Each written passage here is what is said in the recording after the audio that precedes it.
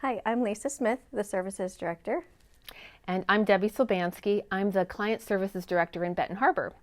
And in this particular module, we're going to be talking about a variety of things. One of them are the services that we offer, our limitations of services, that relationship between a consultant and a client, and also confidentiality. So first of all, as far as our services go, we offer a variety of services. As far as medical, we offer pregnancy testing, ultrasounds, and STI testing and treatment. We also offer educational and material support to clients that come through our doors.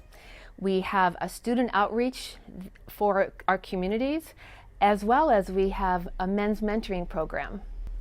And then I was going to talk about the scope of services because we want to be really careful with our clients to make sure that we're staying within our scope.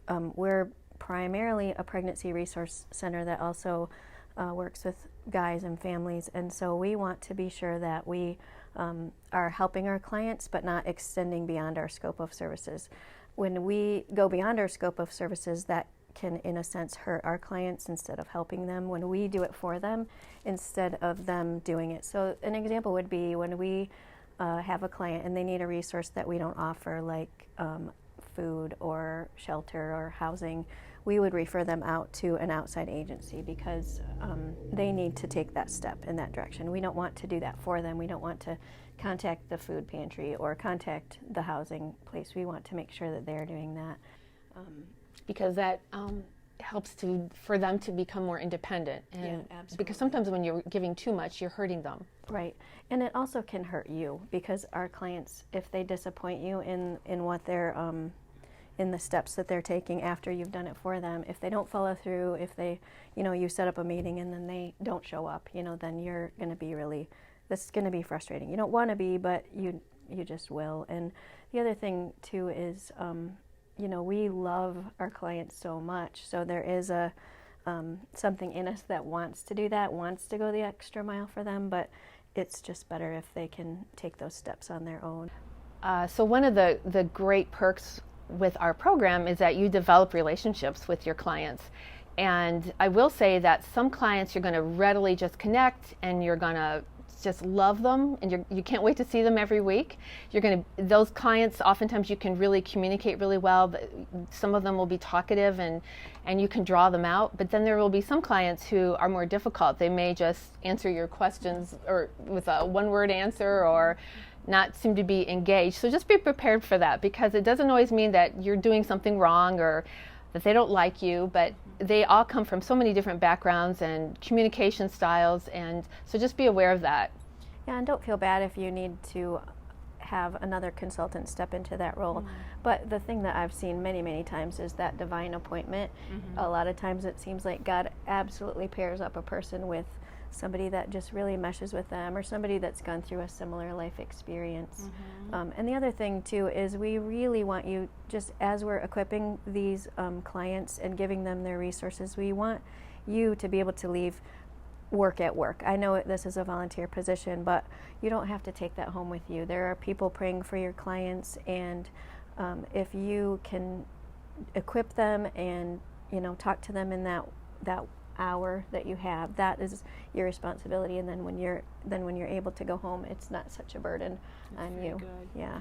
I also want to encourage you. I recently had a consultant come up to me and she said she'd been seeing this one client who's a very difficult client, and this client had been bounced around from different consultants over a period of a year. She didn't always come consistently, but she just had a lot of heavy problems. And this consultant finally, sometimes you're going to get a client because that was the only slot open for that client to get an appointment. And as Lisa said, sometimes it may not be a great fit. But I had this one consultant the other day told me, I just don't feel comfortable working with her. And I told her, I'm so glad you told me that, because I want to know that, so that we can get you fit with the right people that you feel confident with. So very important. Yeah, you got to feel comfortable. Yeah. And then if you find yourself in a situation that you just feel like this is more than you can handle, they're talking about really deep personal things or past abuse, those kinds of things, I think it's probably best to come talk to one of us, and we can talk about if it's a good time to refer them to professional counselor or those kinds of things.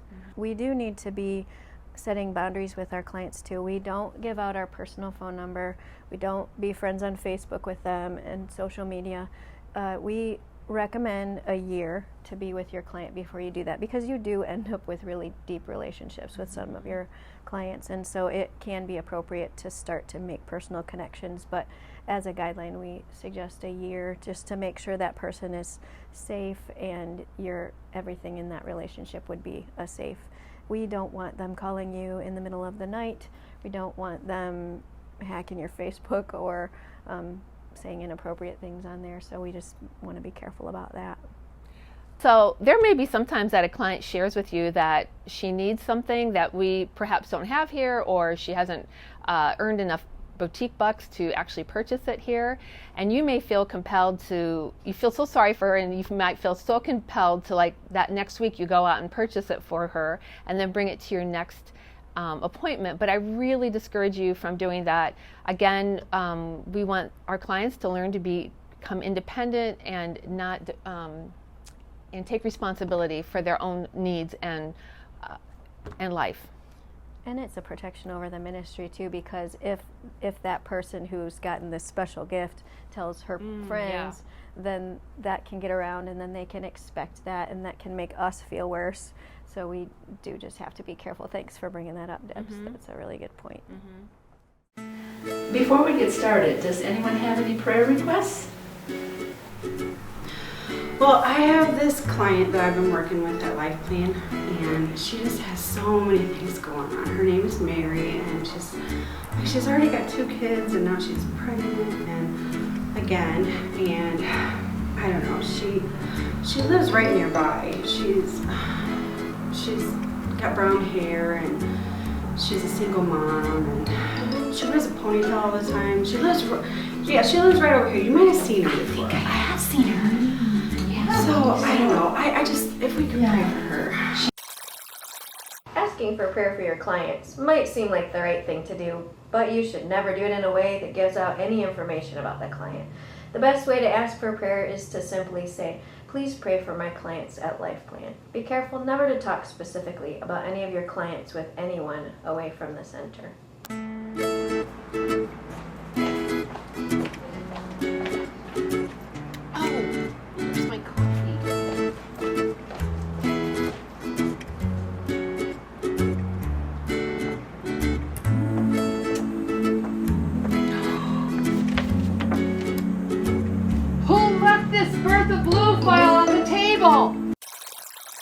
Be very careful with all client forms and files while in the building. If you have to leave a file somewhere, be sure to flip it over so the name is not showing. And please, don't ever shout out a client's name in the building. The best thing to do with your files is put them away as soon as possible. Oh look, did you see what your client posted on Facebook? We're Facebook friends, you know. Really? I'm going to send her a friend request right now. Maybe she'll be my friend. I'm going to post on her timeline about our last session. It was so good. How's this? I love seeing you at LifePlan today. Can't wait until next time when we can talk more about your boyfriend. Oh look, she's on Instagram. I'm going to follow her. Look at the picture. That's not her boyfriend, is it? Can't let that go. I'm going to reply. Who's that? That's not your boyfriend. Remember how we talked about being faithful last week at LifePlan? I'm so glad we're able to use social media to minister to our clients. Actually, social media is a great way to minister to our clients, but only through the LifePlan page, and never by singling out a client. In fact, we recommend you not be connected to any of your clients on any social media platforms until they have been your clients for at least a year and you have a solid relationship. Even then, you should never post about LifePlan or about anything you have discussed anywhere where people can see. We also suggest that you never use your personal phone to contact a client. If you have to make a phone call and you are not at one of the centers, use *67 before dialing the number, and that will hide your number. If they don't answer you, you can then leave a message telling them that you will call back in 5 minutes so they know to expect your call. This helps protect you and your privacy as a volunteer.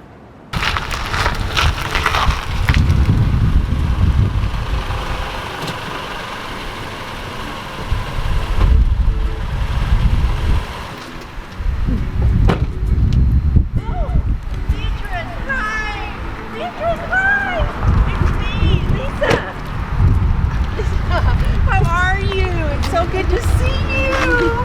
Oh my goodness, this is my client. This is Beatrice. I haven't seen you since our last appointment. How you been? Have you told your boyfriend yet your birthday? Have you told your parents? Are you Beatrice's mom? I'm her mother. Yes. Hi, I'm Lisa. Nice to meet So you. you know We some love things her. that I don't know, I Well, guess. yeah, she's been coming to see me. She's, just a little bit pregnant, hey? And we've been doing really well. I was hoping that she'd, Well, I'm glad people know. she's your friend more than mine.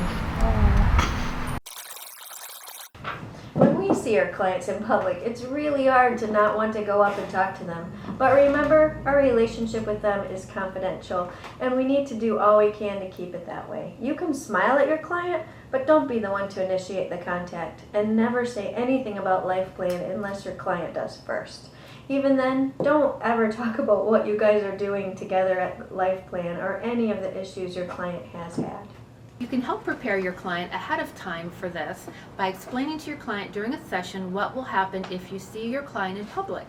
You can say something like this: if I see you in public, I am not going to talk to you unless you talk to me first. This is because I want to protect your privacy in case you don't want anyone to know that you are coming to LifePlan. If you want to talk to me though, I'd love to have a conversation with you. I'm just going to leave that up to you and what you feel most comfortable with. Agnes, it's so nice to meet you today. I'm going to have you fill out this form. But you know what? Your mom's already told me so much about your situation. She has? Your boyfriend sounds like a real jerk. Oh my And, word. How do you know my mom? I don't know what you want to tell me today, but, feel free. Anything you want to tell me. Well, I'm not first of all, could you tell me how you know my mom? Oh, we're best friends.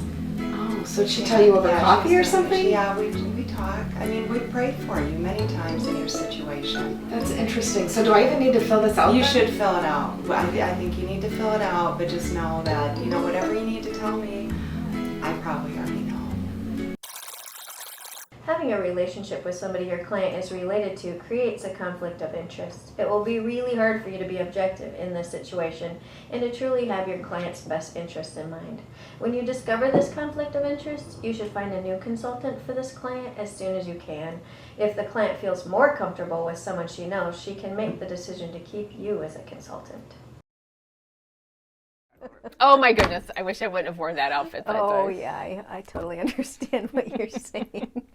Yeah, so we do want to talk about confidentiality with you as well. One of the things that I get a lot is somebody will come to me, one of my volunteers, and they'll say, I have to tell you about my client. And then they're like, oh wait, can I tell you that?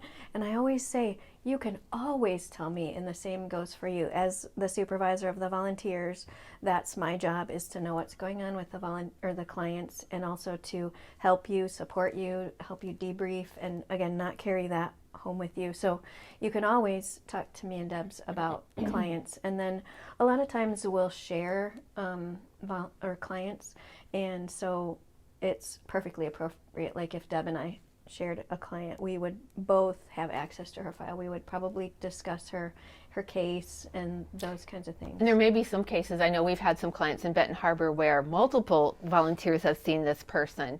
And again, that's okay if they're trying to discuss that person and trying to figure out, okay, how do I handle this? Or what should I say or not say?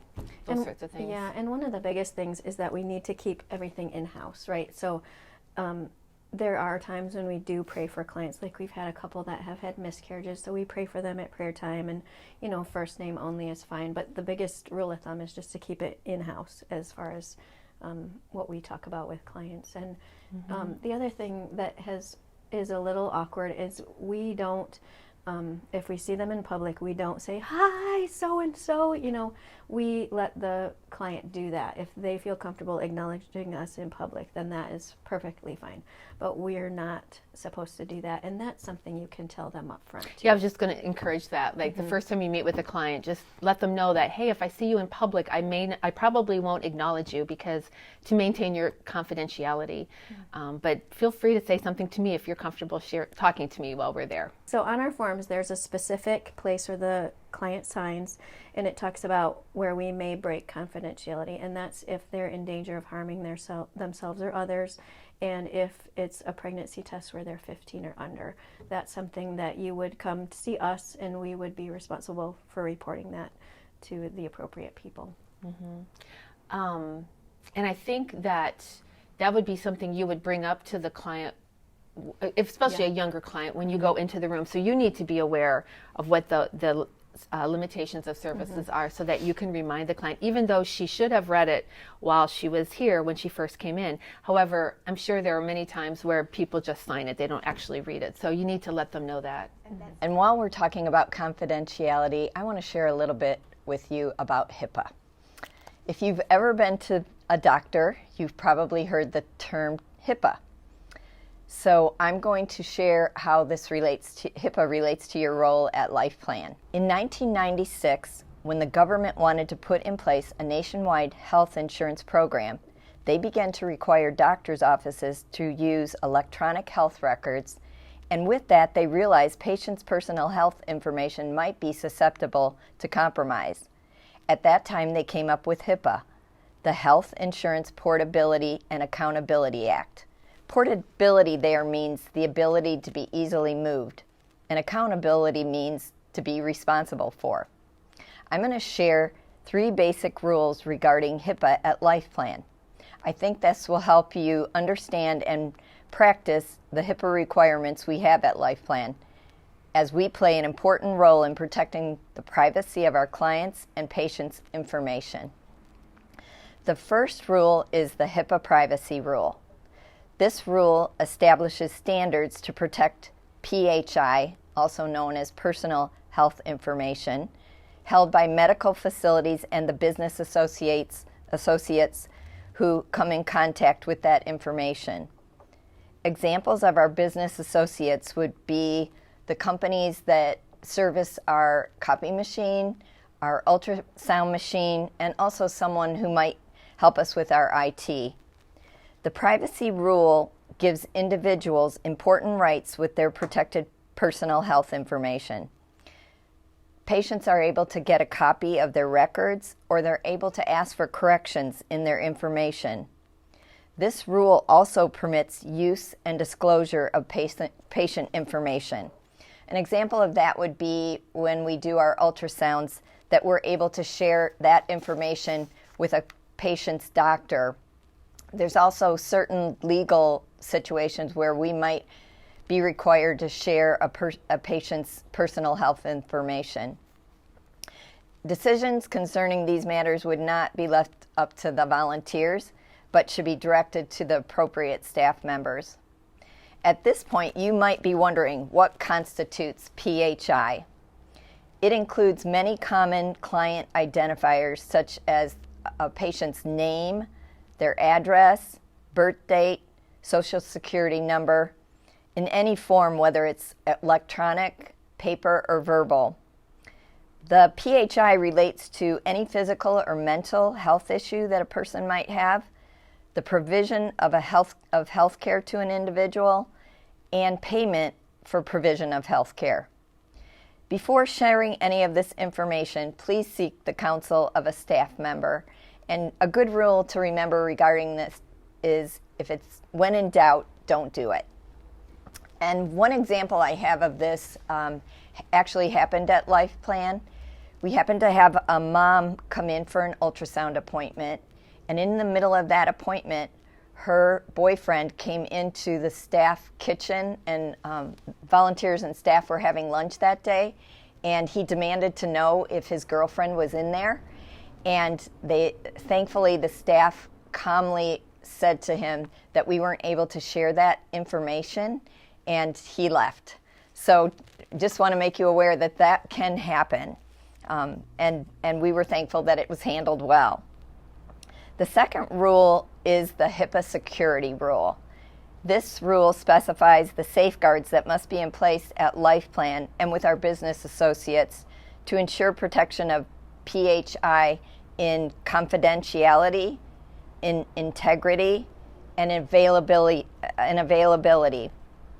Confidentiality, meaning our information is not given to unauthorized individuals. Integrity means our PHI is not altered or destroyed in any unauthorized manner. And availability means PHI is accessible on demand by authorized individuals. The security rule states that LifePlan must develop and implement reasonable and appropriate security measures by having policies and procedures in place to protect any PHI that we create, receive, maintain, and transmit. We have to identify and protect against any possible threats to this information. Please feel free to inform a staff member if you notice any activity that might put information at risk. We are responsible to ensure that our workers and volunteers comply with HIPAA rules. This is a continuing process at LifePlan as we're constantly reviewing and making changes in ministry practices, and we're frequently bringing on new volunteers. The staff does a yearly risk assessment to determine if safeguards are in place. There is also a basic yearly training that volunteers must sign off on to keep them up to date on HIPAA practices at LifePlan. The final rule I'm going to discuss is the HIPAA breach notification rule. This requires LifePlan to notify affected individuals, Health and Human Services, and in some cases the media in the case of a breach of unsecured PHI. The definition of a breach would be an impermissible use or disclosure of PHI that compromises the security or privacy of that information. It is a breach unless LifePlan can prove that there is a low probability the PHI has been compromised based on a risk assessment of several factors, such as the type of identifiers disclosed and the unauthorized person who used the information or to whom the disclosure was made. Common violations of this rule include lack of PHI safeguards in place, impermissible PHI use and disclosure, and also disclosing more than the minimum PHI necessary. I have a couple examples of a breach, and one includes a company having to pay $2.5 million when a laptop containing information for over 1,300 patients was stolen from an employee vehicle.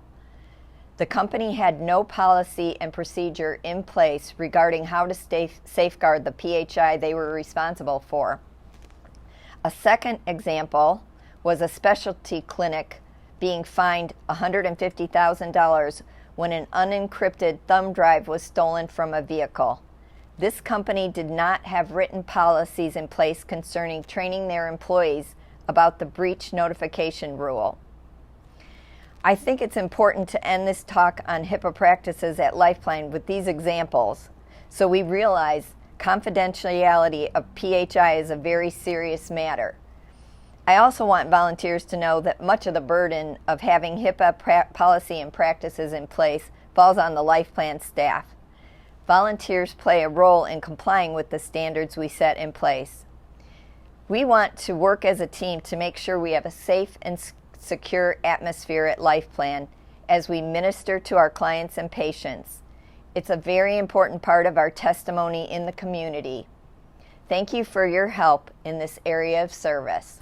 Great job on completing this module. And now what we'll have you do is make sure you've filled out all your paperwork and your questions are done, and then go see your shift leader or a staff member and that will complete your module. And if there's anything that you didn't understand or you need more information, don't hesitate to ask them about it.